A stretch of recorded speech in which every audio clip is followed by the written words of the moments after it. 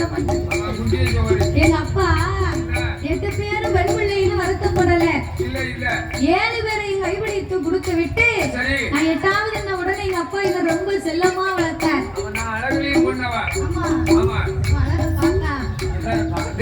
நான் 16 வயதிலே பக்குவதியாக இருக்கும் போது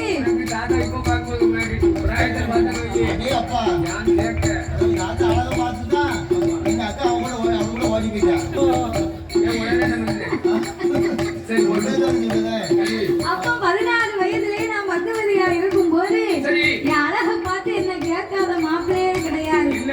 எத்தனையோ பேர் என்ன கேட்டு வந்தாங்க. எனக்கு யாரையுமே பிடிக்கல.